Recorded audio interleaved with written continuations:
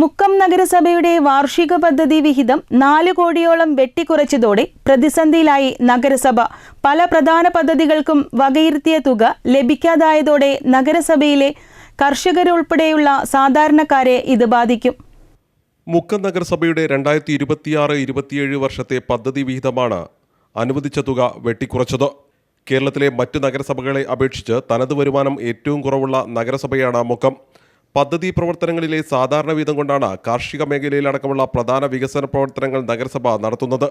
ഈ വർഷത്തെ ആദ്യ ബജറ്റിൽ 2026-27 വാർഷിക പദ്ധതിയിലെ സാധാരണ വീതമായ മുക്കം നഗരസഭയ്ക്ക് 5,46,09,888 രൂപ അനുവദിച്ചിരുന്നു.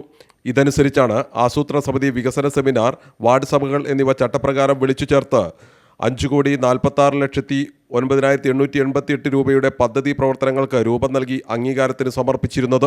ജില്ലാ പ്ലാനിംഗ് സമിതിയുടെ അംഗീകാരം ലഭിച്ച മുറയ്ക്ക് അതാത് സ്ഥിരം സമിതികൾ പദ്ധതി പ്രവർത്തനങ്ങൾ ആരംഭിക്കുകയും ചെയ്തിരുന്നു. ഇക്കഴിഞ്ഞ ജൂൺ 15 മുതൽ 30 വരെയുള്ള ദിവസങ്ങളിലായി 34 ഡിവിഷനുകളിലും വാർഡ് സഭകൾ ചേരുകയും ഗുണഭോക്താക്കളുടെ അപേക്ഷകൾ സ്വീകരിച്ച് ഗുണഭോക്തൃ പട്ടിക അംഗീകരിക്കുകയും ചെയ്തു.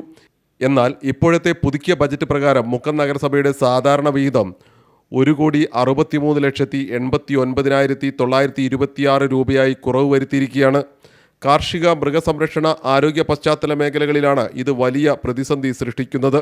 കാർഷിക മേഖലയിലെ മൺസൂൺ കാലത്തെ കാർഷിക വൃത്തികൾ ആരംഭിക്കുന്ന ഈ ഘട്ടത്തിൽ ഇത്തരത്തിൽ കുറവ് വരുത്തിയത് വിലക്കയറ്റം മൂലം പൊറുതിമുട്ടുന്ന സാധാരണക്കാരുടെ വലിയ പ്രതിസന്ധിയിലായിരിക്കുകയാണെന്ന് നഗരസഭാ ചെയർപേഴ്സൺ അഡ്വക്കേറ്റ് ചാന്ദിനി പറഞ്ഞു.